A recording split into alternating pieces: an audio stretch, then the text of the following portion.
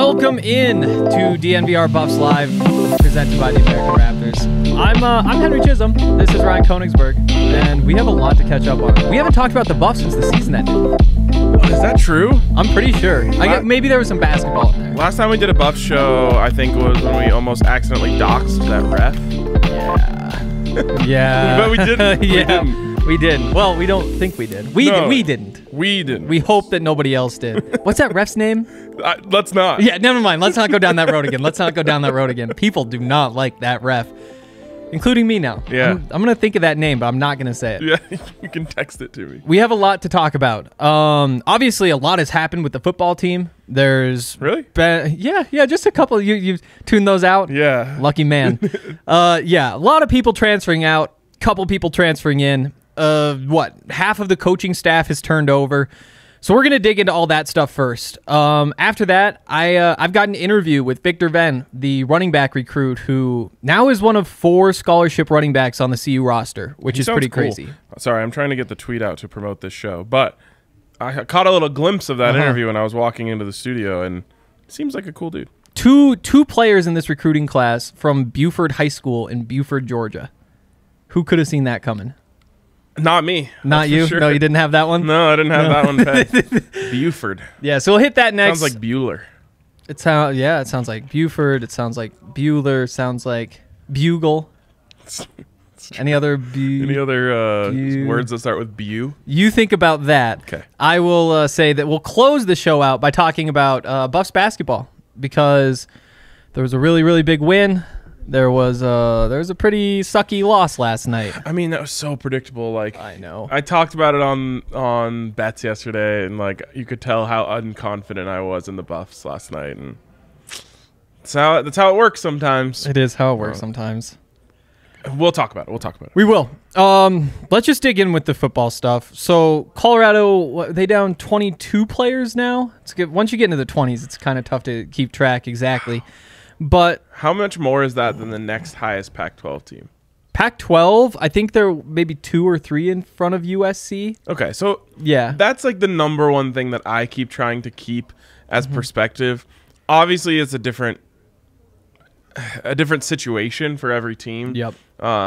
And there's a little bit of me that thinks USC is kind of ushering some guys to the transfer portal, whereas probably Colorado not as much. Now, there's always going to be players who don't fit or whatever, and you kind of give them that speech. Tad Boyle's like the king of that, of just saying like, hey, we really like you, but there's probably not a role for you here, and then they transfer.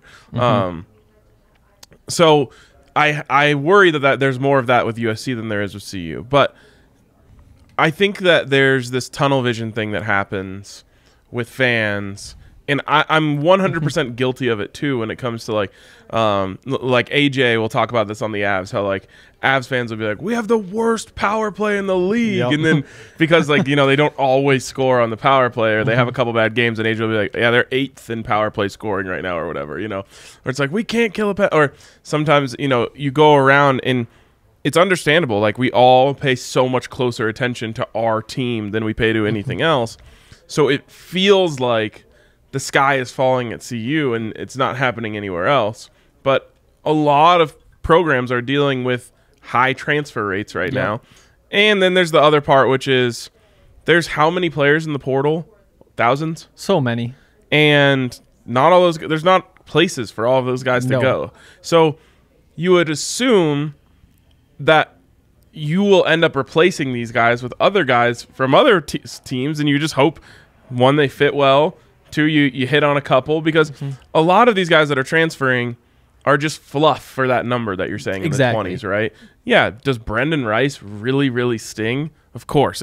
That's the one that I can't stop thinking about. Okay. But a lot of this is guys who weren't going to play, and then you just stack that on top of like 4 to 5, maybe a few more really big names, and now it does feel like the sky's falling. Exactly. And I think, so a couple things. First of all, Colorado has struggled for 15 years. And so when things are bad, people are quick to kind of pile 15 years of misery on top of every little thing that comes up. That's probably even more than 15, to be fair. I wasn't going to try to play specifics with that one. But yeah, I mean, up until I think it was Christmas Eve when Christian Gonzalez transferred, just about everybody who left you call it good attrition. Yeah. I mean, there was nobody who really contributed that much. You know, part of you doesn't like that Ashad Clayton transfers out because you know the potential. You know that we've had the couple years of hype, but at the same time, he got kind of buried on the depth chart. And so you could kind of talk yourself out of that one. Or Levante Chenault was the other one who, very talented, could have been a big piece here, but the time had kind of come for him to find a new spot. It was that turn around Christmas where things really changed, where you have Christian Gonzalez leave, and then Mackay and Brendan and Mark Perry, and all of a sudden you've got 5 starters in the portal now, and those are the ones that hurt. The rest of it, I mean, I think Karl was probably pushing people to the portal. Even sitting here right now, I think the Buffs only have 1 scholarship open, 2 scholarships open, and that's a team that probably wants to add more from the portal. They might be pushing even more out the rest of the way. It does suck, though, that you lost some of your very best players, some of your most talented players. Here's a number. This is from 2 weeks ago, so things have changed a little bit. At that point, CU had 16 players in the portal. Arizona had 17, the most in the Pac-12. And somebody pointed out, like, oh, it's not that bad. Like, those things happen. I went through and did a bunch of math, which I'm not going to redo with the updated numbers. But at that time, Christian Gonzalez and Mark Perry had each played more snaps than the 17 players from Arizona combined. And so that's the thing with all these numbers is it's not just about the number of players who transfer. I think CU wants more. It's about what you're actually losing. And what they're losing is 5 starters, and a couple of them sting, and a couple of them will have impacts next year. Yeah, and Flyby in the comments brings up Jarek Broussard. And that one hurts a lot too, especially because it's like that was our guy, you know, like he wins Pac-12 Player of the Year. You know, it's like that's a very he wasn't on my radar of people that could transfer. Yep. And this is part of what sucks about it is like there's this like mass exodus factor. Like you mentioned, up until Christian Gonzalez, it was like, yeah, whatever, go ahead, transfer. And then it feels like something about Christian Gonzalez going triggered something within the leadership and the star players of the team who thought, man, there might be greener pastures somewhere else. It also sucks when guys are transferring in the conference. And there's an interesting discussion there, which I saw some people hashing out on Twitter, which is like, as a competitor, would you really transfer to a team that like you've wanted to beat so bad for the last couple of years? But I don't know if we need to go down that path. No. So that's what sucks is it felt like something was triggered there around Christmas that all of these guys were like, yeah, I guess I'll enter the transfer portal too, and that's scary. Yep. To me, I'm ranting here. Oh no, it's good. The biggest question it brings up is the leadership. And there's an old adage in business, people don't leave companies, they leave management. Yeah. And that is where I worry. Is why has Karl Dorrell and his staff not been able to create a culture that makes these guys want to stick around and stick it out and play for them? Yep. And I mean, there was the interview with Dimitri Stanley, that Romy Bean did from CBS 4, where he had some pretty harsh words about what happened at CU. Did you see what Cygnus said in the comments when the camera went down? He said, the DNVR camera has entered the transfer portal. That's pretty good. Please, no more. We can't take it. But yeah, I mean, he basically says, like, they can't give me the ball. They can't get anybody the ball. I think that I'll have better opportunities elsewhere. And, you know, I think that there was some unrest with the way the offense was going, but also Colorado made some huge changes to how that all worked. And so that's the part where it is kind of confusing, where you say, you didn't like how Darren Cheverini called plays. Well, guess what? He's not even around anymore. Yep. And you want to go pick your own guy, I guess that's fine. But I think it definitely says something about the leadership with the coaches. But I think, and this is something I talked with Matt McChesney about this morning in a podcast you guys should check out tomorrow, but it says something about the leadership in terms of the locker room as well. You know, because, I mean, those guys are transferring. They were supposed to be the leaders, and they kind of had that option to step up and say, this is my team, this is how we're going to do things. And they decided, rather just go somewhere else. Be a follower at USC or at Oregon and kind of just join those teams. And that's, again, I can't blame anybody for the decisions they made. Some of them kind of confused me. I was just gonna say I hate that I even have to go down this path, but it's so embarrassing when there's fans tweeting at these guys like trying to clown them. If there's even the guys who are transferring to USC, I can't be mad at them. There's the fan in me that wants to be like F that, but like this is their life. They're not doing it to spite CU. They're doing it to try to do the best thing for them. Also, doesn't hurt that they get to go to Southern California. Like, you know, a lot of them are from there or like it there. A lot of people like it there. Yes, a lot of people like it there. So, like, I'm not going to sit here and be like, I can't believe they're going to USC. Like, they're kids. You want to go work with Lincoln Riley, sure. Yes, and like, they want get it. Like, so that's the part where I'm just like, guys, this is actually a worse look than players transferring, is the fans making a fool of themselves. And again, I talked to Matt McChesney this morning, and that's one of the things he said. You know, he works with all the high school recruits, some of the best kids around the state, and then they'll come to him and say, wow, CU fans they're mean. Like, they're upset. Like, and it is having an impact with the kids who want to come here and look on Twitter and see that is how things are. That's also a tunnel vision thing, though. Oh, totally. They just see it because they're in Colorado. If they were in Nebraska, they'd see the same thing. Their fans are tweeting at kids who are probably. The one thing I will say is that, you know, like Brendan Rice's decision, if you really dig into it, if his goal is to get drafted as high as he can as soon as he can in the NFL draft, is going to USC the right decision? Not in my opinion. And then that's kind of where I've been. But we don't know what's going to happen. No, we don't. Maybe he's their #1 receiver next year, and Lincoln Riley force feeds him the ball, and he goes Drake London on everyone. Like, that's possible. What I would have is, if I was, you know, trying to anti-recruit USC, is I would be like, call up KD Nixon, see how he feels about things, how things went there. I don't even know what he has. All I know is I want to bet with you. You sure did. How much he's going to produce. By a lot. What did he have, like 4 catches or something? I think 3. Yeah.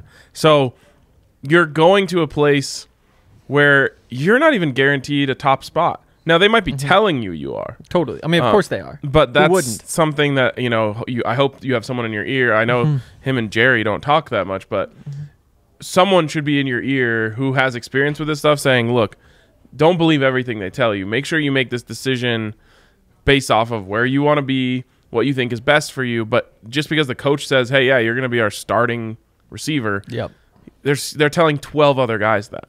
You know what, like, receiver, if you're at Colorado, you are the true #1. Guaranteed. Every play is designed to look at you first and then build from there. Hopefully. That is the other thing. But yeah, I mean, all you got to do is go for 750, 1,000 yards in what could be a bad offense, totally. Who's the other person you should call in that situation? Laviska Shenault. Exactly. Call Laviska, call KD, and I feel like you would have ended up staying at CU. Totally. And again, there's some of those sorts of things that you kind of sort out. I do think, like, Mackay, at the very least, I think he's a good nickel corner for him. And that I do kind of understand. If you can be a part of, like, a good team that you think is going to compete with Lincoln Riley, there's going to be more eyes on you. And when you're those marginal players in terms of getting an opportunity, getting a camp invite, whatever, being a part of USC, I see how that could help. But at the same time, what I would tell Mackay Blackman is Lincoln Riley is out here trying to make relationships with every coach in Southern California right now. He is. So when the star nickel corner from, I'm blanking on the name of any high school, you know, Mater Dei, Sierra something, Sierra Canyon, something like that. Mater Dei sounds right. Mater Dei's perfect. When the star corner from Mater Dei commits 5-star, and that high school coach says, yeah, well, I want to see him start next year. Now you're in trouble, and that stuff does happen. This is not just me building us. This is the politics of college football. These coaches know that they have to scratch the backs of the more powerful coaches in their state if they want those coaches to keep pushing people towards their program. Absolutely. And all eyes are going to be on Lincoln Riley in not just Southern California, but California as a whole. Totally. I think that's basically it for transfers. Unless you have any more final thoughts here. No, final thoughts. We haven't talked about the NIL stuff. No, we haven't. And how that relates to the transfers. And I guess my final thought is people warned of this. They sure did. And that is not a reason to make it's separate, right? So a lot of people said, oh, if you start doing this NIL stuff, all you're going to get is kids transferring to the schools where they think they can make the most money. And it's like, yeah. So it does create an imbalance. Yep. It's still the right thing that these kids can profit off of their likeness. Yep. And I do think that Colorado's catching up. I've heard that there's some pretty big deals potentially in the works. Some more flashy deals in the works. We've got love for a lot of people up there that work in the athletic department. I don't like the sentence, Colorado is catching up. That's true. Colorado should have been the one that people needed to catch up with. That was your chance to totally. And I know there was stuff. There were efforts. There was also perceived roadblocks that then it came out recently that wasn't a roadblock at all. It's like I feel like someone screwed something up here. Probably. And on top of that, again, like when the NIL stuff starts, every program decides like how do we maximize this? And they work as hard as they can using the path that they chose to do that. Well, then you wind up with, so Colorado starts all the classes to teach the student athletes about how this works, how to maximize their brand, how to do those things. And I think that was valuable. You know, you see somebody like Montana Lemonius Craig, who is making deals everywhere he goes because he's kind of mastered this stuff. And so that part works. But you wonder if the effort should have been placed in a different spot instead of that. You know, should they have focused on going to whoever and pushing the money and maybe embracing the fact that there's really no rules? I mean, right now, you can do literally anything you want. Like if I said, hey, Christian, why don't you come back to Colorado and I need my window washed, give you $1 million. You don't even just spray it with some water. Like literally anything is just fine with the NIL right now. And I think that what I think it is honestly is it's too widespread for them to even keep track of what's happening. Oh yeah, no, they don't. And the only thing that they're really looking at is stuff with recruits at this point, right? Because the only rule is there has to be an exchange of value that is basically equal, but there's nobody saying this is not equal. That is not fair. You know, you can go get your Range Rover from the dealership and send one tweet off and say that, oh yeah, there's an exchange of value. But there's nobody enforcing any of that. And there's no way of quantifying what the value of a tweet is. No, at all. At all. And so the dealership can easily say like, look, we'll sell 2 cars. If we sell one, it was equal. Yeah. Yeah, I mean, it's just kind of wide open right now because, I mean, the rules could come from 3 places. First of all, they could come from the conference, and no conference is going to say, we're going to cut down on what we can do NIL-wise because they're not going to give themselves a competitive disadvantage. You could go to the NCAA and have the NCAA make a rule, but the NCAA is scared of all the different state laws that are popping up that are all totally different and say this has to be allowed or this can't be allowed or whatever. And as soon as you start saying, we can't do that, well, that might be in violation of this law. And so it's tough there, plus it's the NCAA, so they're never going to do anything anyway. And then the federal government. At the same time, there's like the state laws going everywhere. So right now, it's just an exchange of value is allowed. So, yeah, the way it was described to me is the wild, wild west. Absolutely. So get wild. Yes, and I think that is kind of the next push. Just be like, hey, quantity here. Let's just get these kids deals and see what we can do. All right, give me a 5-star quarterback. We'll make a deal. Give me a 4-star quarterback, and I'll be happy. Real quick, let's touch on this coaching staff. If you guys have any questions, throw them in the YouTube chat. We'll get to them at the end of the show. We're curious if you guys have any good thoughts. Super producer Kale behind the scenes. He'll be figuring out what the best stuff there is. But yeah, coaching staff. A lot of turnover. No more Darren Cheverini. You know, the offensive line coaching situation, I think, has been greatly improved as well. Well, do you have any general thoughts about all this? One thing that I've been wanting to say that I just haven't is I'm really happy that I still see Darren Cheverini showing pride for the university. Totally. Like he's not, because a lot of times, you know, this creates a fractured relationship. And obviously I'm sure there are some people in Boulder that he doesn't really like anymore. Definitely. But the fact that he's, you know, you still see him like he's wearing Buffs gear and he does stuff like that.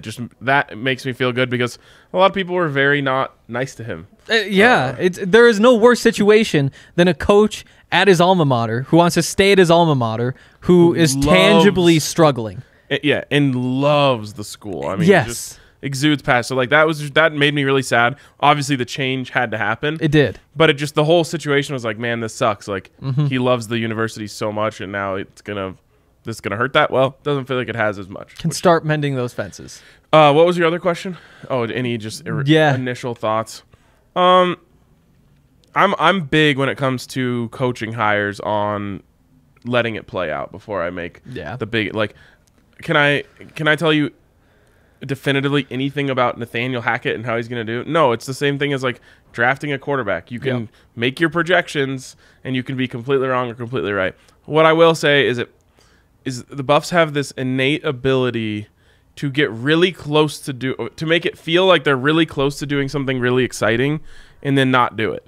And it feels like that happens so much, and it's why every time it happens, the fans get more and more restless and upset and angry, because it's like, oh, they might hire the offensive coordinator from Pitt, and it's like, oh my God, that would be electric. That'd be groundbreaking. And then they're like, can we interest you in the offensive coordinator from Minnesota? And it's like, not really. Exactly. And then I was just told that we get this really cool, fun, exciting offense. And now it's like, well, how about a Big Ten run first offense? And the tough part is, I mean, maybe this is just me and Matt McChesney in an echo chamber, but it feels like for years the two of us have been saying, yeah, you got to find a way to run the ball. You got to get big and mean up front, and you got to play big power football, and that's what Colorado can bring to the Pac-12, and then you build from there. But that's what you should be able to do.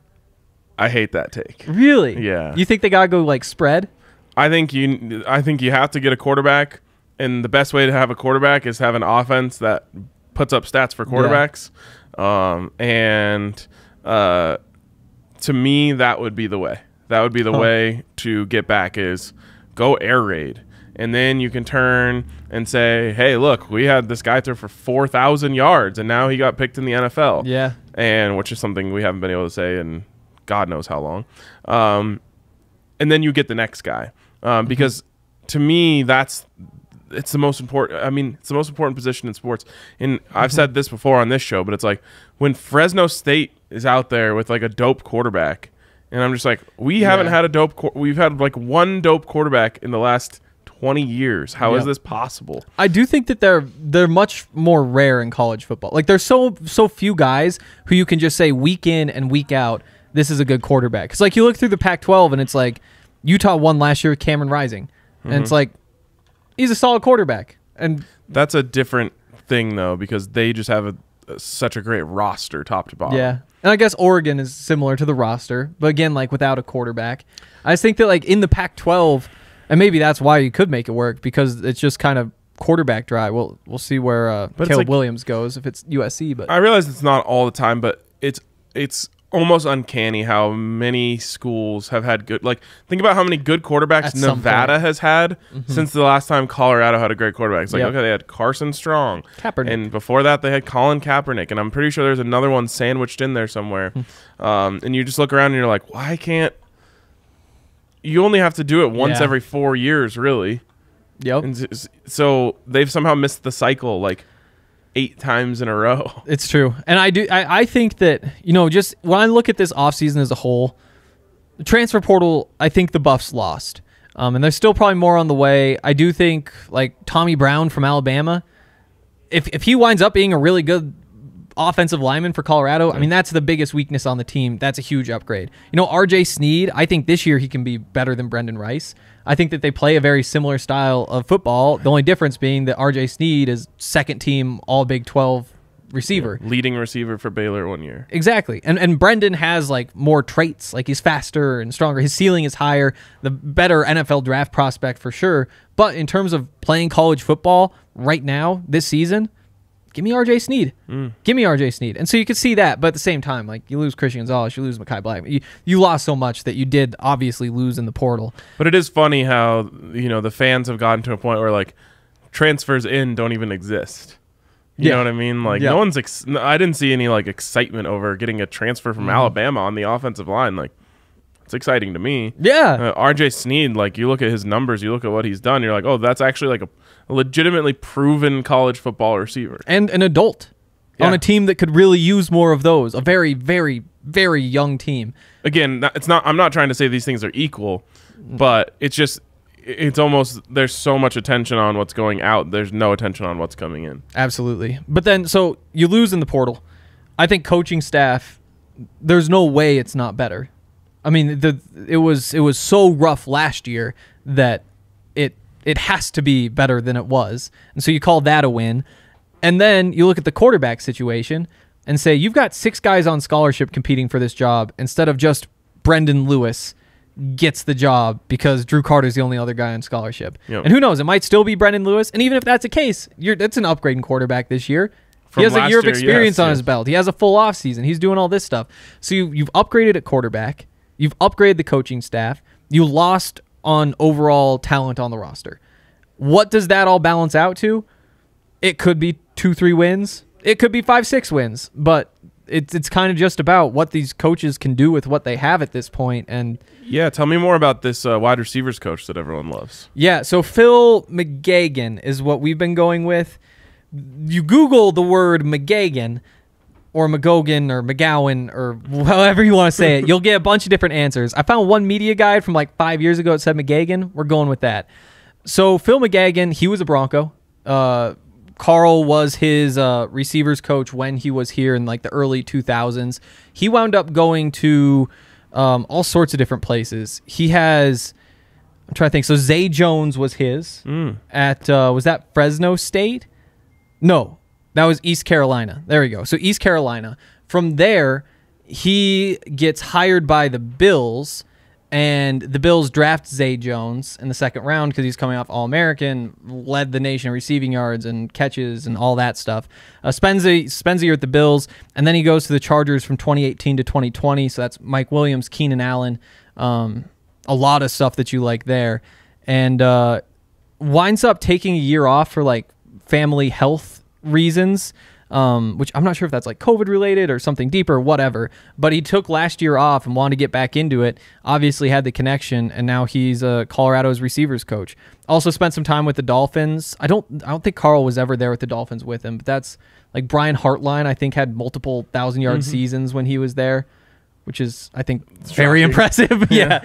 So, I mean, there's a lot to like. And I think that he's going after big names, too. Nice. Like, he's targeting the best receivers in this class and offering them and talking to them and getting them to come to Boulder, 2 different things. All it takes is one. Yeah. And, you know, he's 42, young coach.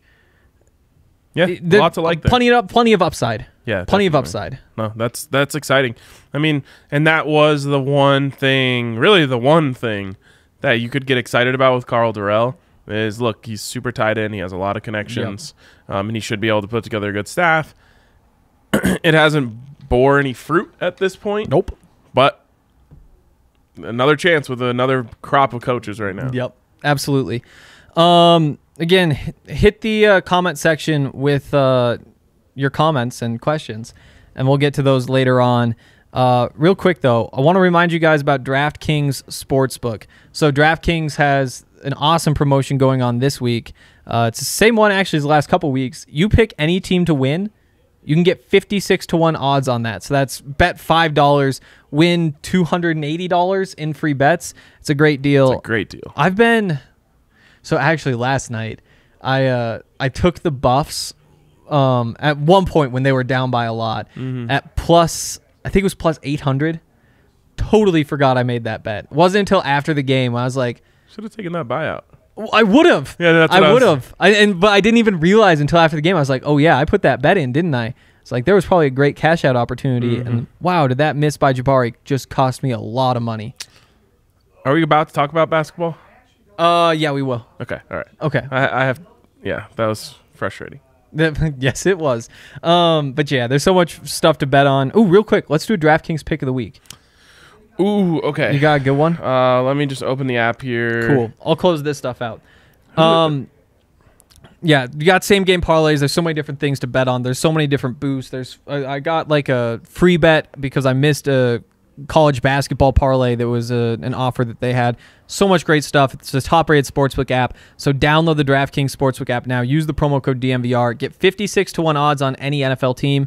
Just bet $5. Win $280 in free bets if your team wins. That's promo code DNVR for 56-1 odds at DraftKings Sportsbook, an official sports betting partner of the NFL. Must be 21 or older. Colorado only. New customers only. Restrictions apply. See DraftKings.com/sportsbook for details. Gambling problem? Call 1-800-522-4700. All right, Avs 60-minute money line tonight. They're in Chicago. It's minus 135, so solid odds there. No Nate is what does that. Yeah, that hurts. But we're talking about the hottest team in hockey. I think they had their lull in the last game, and then they still won. Yep. So I think they're gonna get it rolling again tonight against the Blackhawks. I'm all in on that. I think I'll throw. Give me Chiefs minus 7. I think it's going to be. I think it's going to be a close game, but I think that when push comes to shove, it's not going to be as close as that last game. I think they're going to be able to cover. At the very least, they'll win by 7 push. There's my DraftKings pick of the week. Hate it. I love that you hate it. That's a thing you say to me sometimes. I don't mean that I hate the pick. I hate that might happen. Oh, yeah, no, that'd be awful. Yeah. It would be fun if Joe Burrow wouldn't beat him. Yes, it would. Not going to happen. But also want to talk about Wana, which is a cannabis brand that you can get into over at our friends at Lightshade Dispensary. So the Wana Optimals Fast Asleep come in 20 to 100 THC to CBD. If you're trying to catch extra sleep, you've been up late, you've been struggling to sleep, whatever, this is a great option. It'll help you get to sleep. Over-the-counter pharmaceuticals will knock you out with powerful drugs. They leave you in a fog. So just don't mess with that stuff. Go to Lightshade Dispensary. Check out the Wana Optimals Fast Asleep 20 to 100 THC is CBD. And podcast listeners can get 25% off on non-sale items with the code DNVR. Shop online at lightshade.com for pickup or visit a Lightshade location near you. All right. So the plan now, we've got an interview with Victor Venn that I recorded. This was over like Christmas break. This was right before the semester started. So Victor Venn, I think he's a top 10 recruit in this recruiting class for CU. Little speed back out of Georgia. And because of the way the roster is set up now, one of 4 scholarship running backs, including Jaley Stacks, who's a fullback. So could be seeing a lot of him this year. All right. All right, Victor. First of all, what I want to know is, why did you choose to come to Colorado in the first place? I just love Colorado as a whole. I love the environment. I love the coaching staff. Talking to Coach Dorrell and Coach Hagan, we had some great conversations, and I feel like it will be a great fit for me. And the Pac-12 is a great conference. Also, my major, they have a lot of stuff there with the sports medicine and like the medicine like inside the facilities and everything. And I just liked just the university and everything as a whole. So were Coach Hagan and Coach Dorrell the 2 guys you probably talked to the most throughout this process? Yeah, most definitely. What was their pitch to you? What did they say that they liked about you? Why did they say that they thought you would fit here? They like my speed, my versatility, like my skill set. They like how I'm able to catch passes outside the backfield, run inside.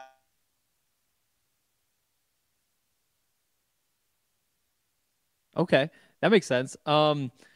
What did you like about them? Like what about the pitch was selling you on going so far from Georgia to Colorado? Oh, there we go. All right, can you hear me?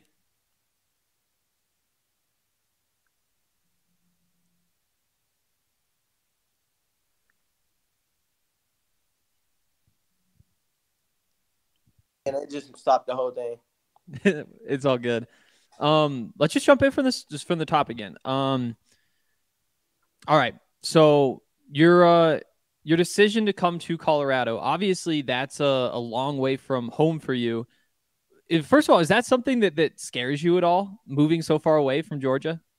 No, it doesn't at all. I mean, I really just like when I went there on my official visit, I just liked the area and I feel like it was a great fit for me. I mean, that was mainly the big thing going on my official visit because it is so far, just to see how I really just like the environment and feel like it could be somewhere where I can feel like it's a second home. So, I mean, I feel like it's something that I have to get adjusted to at first, but I feel like over time it'll be something good.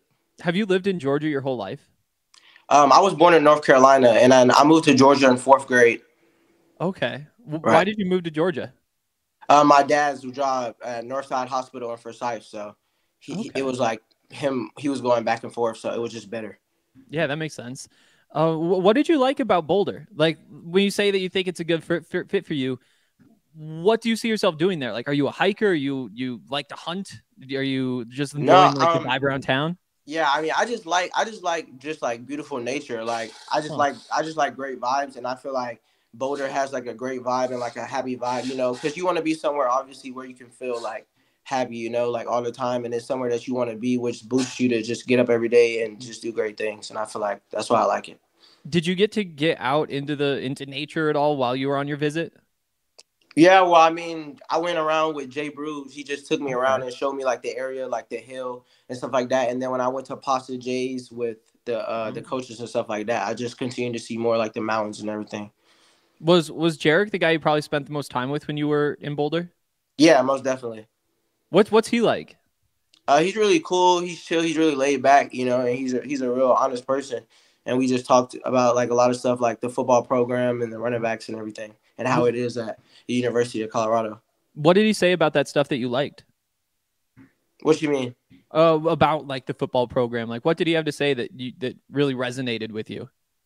He was just saying like the running back room, we're all like together like as one. As far as like Coach Hagan, he said like he's like basically like close to like the running backs, and like everybody gets along. He said everything runs smooth. Everybody likes to compete in the running back room and make each other better and stuff like that. And he said that the coaches they really like care about you and they're genuine with everything they say and stuff like that.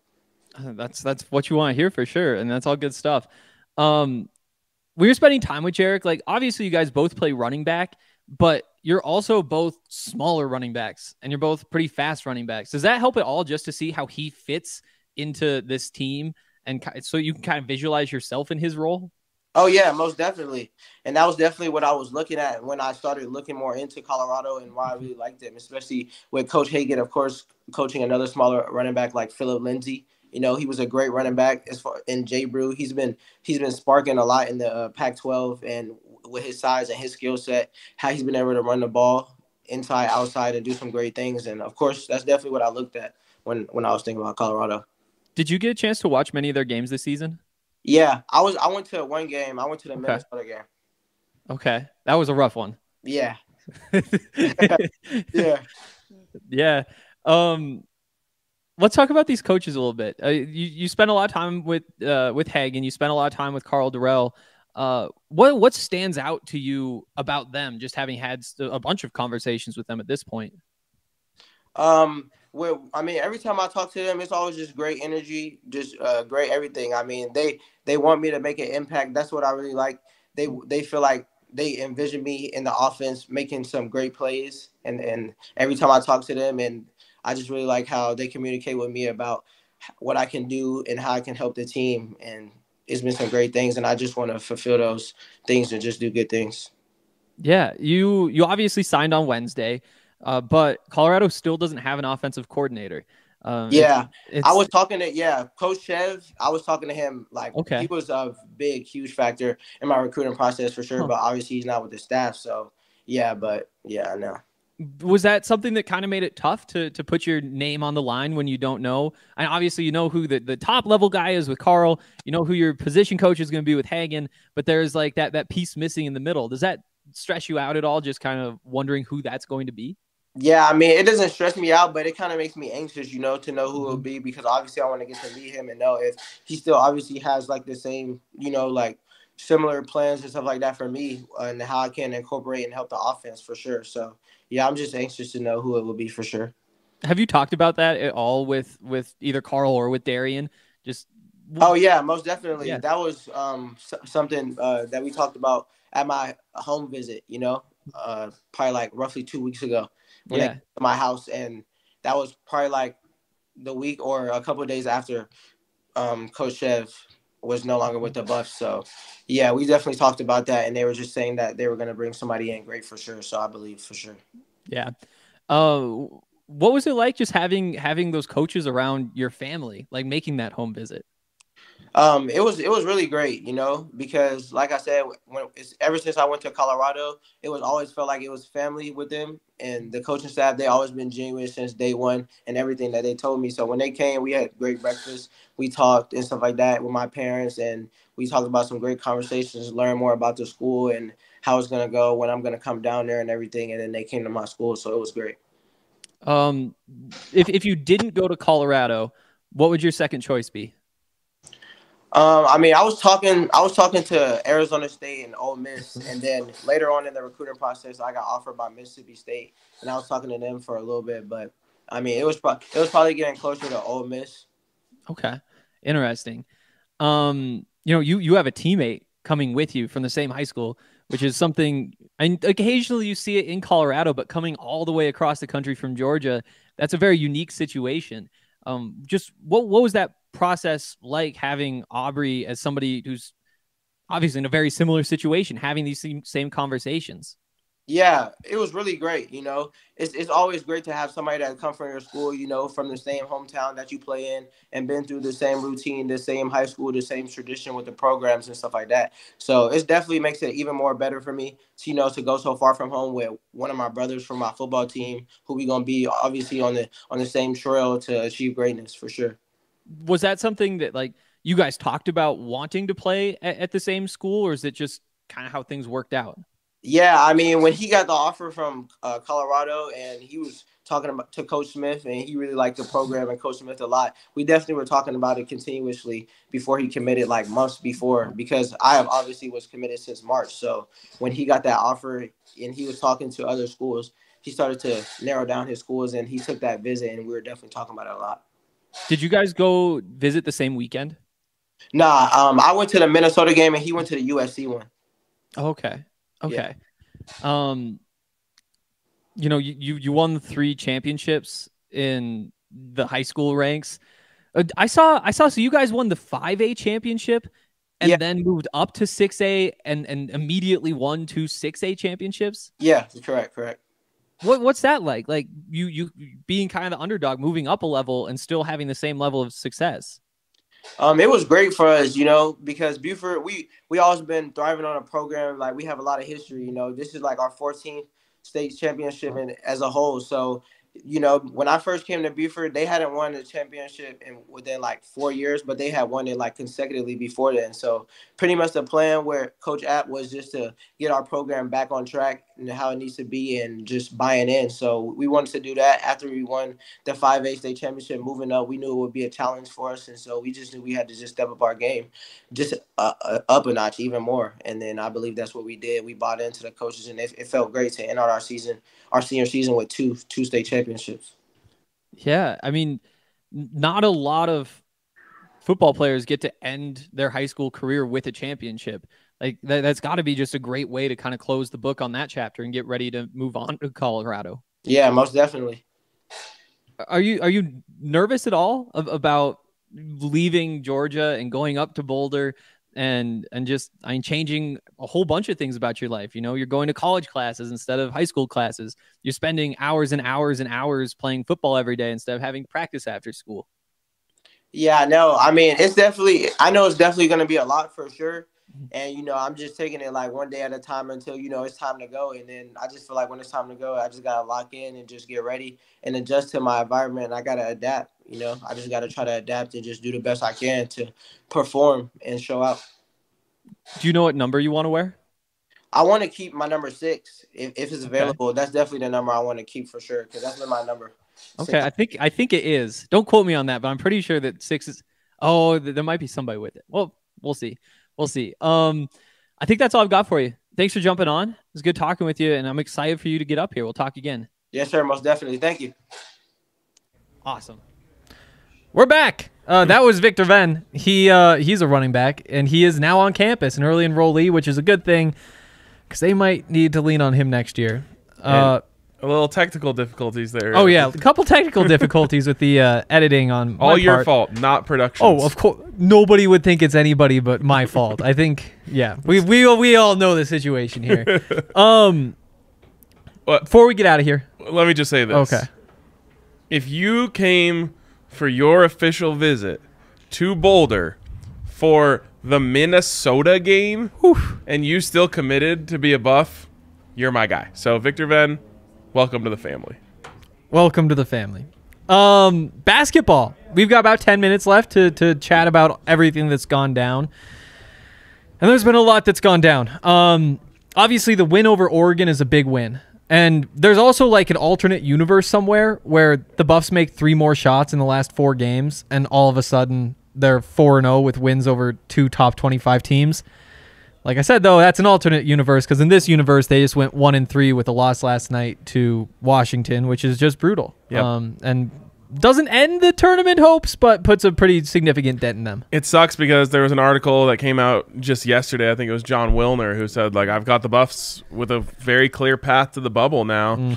And then they kind of messed up that path in their first opportunity. The path included beating Washington. Here's what I'll say. As it should. They should have been 2-2 in these last 4 games. And honestly, the most likely scenario for going 2-2 would have been a win over USC and a win over Washington. So you don't get that.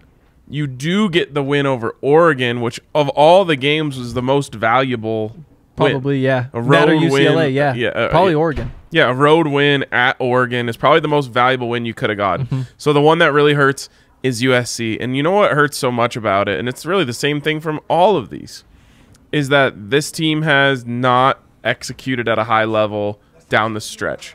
And when I say down the stretch, I don't mean like last 8 minutes. I mean like last 2 minutes.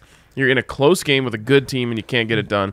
The USC one was the most painful CU basketball loss I can remember in a while. Like, that one stuck with me the rest of the night, just like replaying. Like, Jabari had a kind of like a layup at the rim that he missed. Keyshawn had that left-handed drive that he got right to where he wanted to be, then just rolled off the side of his hand. And so you have that then you have a miracle chance against UCLA. The same thing happens. You don't execute. You don't get to your spots. You don't make big shots late, despite putting all that work into getting yourself into that position. And then last night, the same thing happens again. It's, wow, you don't even deserve to be in this position, but here you are. Did you learn anything from USC and UCLA that you can apply now against a much lesser team to help yourself execute down the stretch and win? And this one actually wasn't that they couldn't get it done for the last 2 minutes. It was really just they didn't get it done on the very last possession. But it's frustrating that you have these big opportunities. And last night, I call it an opportunity because you really should have gone blown out, and you didn't. So all of a sudden, this opportunity is on your doorstep, and you miss that one again.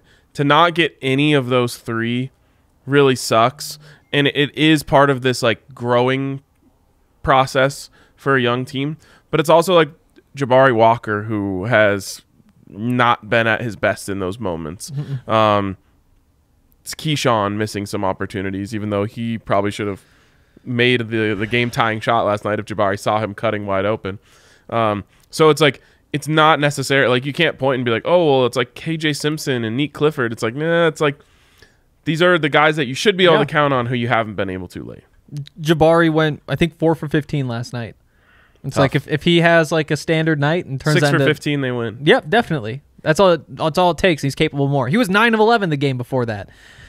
Yeah, it's I mean, it's just a tough way for things to play out. And I mean, that's the nature of college basketball, right? You go get the big road win, and then you've got one more before you get to go back home. You blow it and it undoes the first one. You go 500 like people probably expected in those 2 games. That's what's so frustrating about it. But it's also what's understandable about it. And it's why, like, last night I wasn't that mad, because I just, that's what's going to happen. It's really hard to win on the road in college basketball. In fact, I think it's the hardest sport of any sport to win on the road. And doesn't matter who you're playing. If you are in conference play, you shouldn't expect to win any road game. Now, I know Tad Boyle would probably hate that I say that. He's like, we should expect to win every game. You should. For me, I don't expect them to win any road game. And so every time they do, it's a cherry on top. And when they lose a game like last night, which it had really nothing to do with anything other than themselves. It's not like, oh, Washington was at home and they got really hot or whatever. But it doesn't happen to you at home where you turn the ball over like that at an incredible rate and you keep just forcing passes into terrible spots and turning the ball over. For whatever reason, that only happens to teams on the road. You lose a little bit of your wits and you start doing really dumb stuff. My question to you, what did you think of Tad's post-game comments? So, for context, one of the big comments was that this was the worst loss he's been a part of. Most embarrassing. Most embarrassing loss. That's right. I can think of worse, Tad. I understand his message. It's just when you watch that stretch, and this Washington team is not good. Like, no. I know they're sitting top half of the Pac-12 now, barely, but they should not be. And when you go out and into the second half and start the second half 1 for 10 in the first 10 minutes of the half, 1 field goal in the first 10 minutes, it's just like that. It is hard to watch, and the numbers aren't quite that bad for the first half, but the way they started that first half, also just atrocious. And there was just such bad basketball being played that, I see where he's coming from. At the same time, he lost by 2 on the road and had a shot at the end, and for that reason, it's like, well, nothing more embarrassing. But I do remember those stretches where it's like, yikes. Bro, I remember a game where they went to Wyoming. And I'm pretty sure they scored 32 points in the whole game. I've heard of this one. That was the most embarrassing loss I've ever seen. Pat Rooney's told me about that one. Yeah, that one is. I had the distinct pleasure of writing. This is the only time in my life I was asked to write the recap for CUBuffs.com. Oh, not yeah. like CUBuffs.com where you can't just rail on the team. Yep. And so they were like, hey, we'd love you to write. It was like a really nice thing that they asked me to do. I'm like, yeah, I'm happy to do it. And then I was like, I have to, I literally kept texting the person who asked me to do it. I'm like, can I say this in the article? They're like, probably not. I'm like, what about this? They're like, okay, that's fine. So yeah, not the most embarrassing, but I think what Tad should have said is the most frustrating. Because as a coach, it was absolutely, if he had any hair to pull out, he would have pulled it all out. Like, it was such dumbfounding mistakes. It's like, what are you guys doing out there? Why do you keep doing the same thing over and over again and turning the ball over? Good question. Yeah. One more comment that he made, and we'll hit any questions if we have any real quick after. But the other thing he says that he needs to reevaluate the starting lineup. And I think that he's right, first of all. I think that he absolutely does. And first, the reason is because they've come out so slow over and over again with that starting lineup. And again, the second half, not having Tristan da Silva last night makes it feel like kind of a weird time to make that comment. Right, like that wasn't your starting five. Exactly. So there is that. It makes me think he's pointing out someone who was there that he thinks he needs to get out. Who do you think you would be pointing at? I think, top of the list is probably Keyshawn. Yeah, that's kind of what I thought too. Yeah. Which kind of sucks because this team, when he plays well, that's when they play at their best. So it's like you kind of need him to go figure it out in the starting lineup because he needs to get going. Like, you go back to the beginning of the season when this team looked really good. He was making his threes. He was driving. He was, beating guys with pump fakes. Yep. And, again, things are going to get weird because – no loss in Lovering makes this lineup a lot tougher to project, the rotation tougher to project, just because you've got Evan, you've got Tristan, and you've got Jabari. And those 3 guys can all play the 4. Evan can play the 5. You can kind of go small with the others, but you just don't have any other pieces there. And so I think maybe you see Tristan come off the bench, even though I think that he's one of the few guys who can actually score the ball fairly consistently. Yeah. Just because you need him off the bench. That's an interesting thought. Plus, 6'10" at the 3, he struggles to keep up with some of the guys he has to defend. And also, I love KJ. Don't get me wrong at all. I don't think he's the answer to your problems right now. Yeah, he will be, but he needs to turn it down just one notch. And I don't know if he's capable of that. So I don't know if he's ever going to turn it down one notch. Yep. What's going to happen is his handle and his skill set will catch up with his legs eventually. Yep. But right now I'm like, he's dribbling and losing the ball and he gets it back and having the time of his life. He really is. But I'm like, this is not cohesive to running a good half court offense. There was one foul against UCLA where he just charges the guy like a bull on the fast break going up for the layup. lays him out. It's Tiger Campbell that he lays out. And you see that happen. It's just like, you can't be going after the Pac-12 stars and making him hit the ground that hard. Like you got to. And I don't know what the answer is. I think that having the ability to go that quickly, huge benefit to, especially in transition, all that sort of stuff. But it's something you probably prefer in your second unit right now. Definitely. So yeah. Any questions, Kale, that we gotta get to? No. Okay. Sweet. Well, that's easy. That's gonna do it for today. It's good to do this again. We'll have to talk again soon. Hopefully there's some good news to talk about. I would love that. And honestly, this basketball team is fun. Like, totally. In times they're frustrating. Other times they're like insanely exciting. I think it's fun to follow them. Yep. I think it's fun to watch them grow. Also, if you're sitting there thinking to yourself right now, man, I'm so sad this podcast is ending. I just want to look at RK on my screen the rest of the day. You have that option, because in about half an hour we'll be doing the Bets show. You can watch that. And then right after that we'll be doing the Broncos show, reacting to Nathaniel Hackett's press conference that's starting in 2 minutes. So there you go. All of your problems solved. If you want to see me, then Sunday morning, the tailgate. There we go. Excited for that. That's it for today. Like I said, podcast with Matt McChesney dropping tomorrow, so stay tuned for that, and we'll talk soon.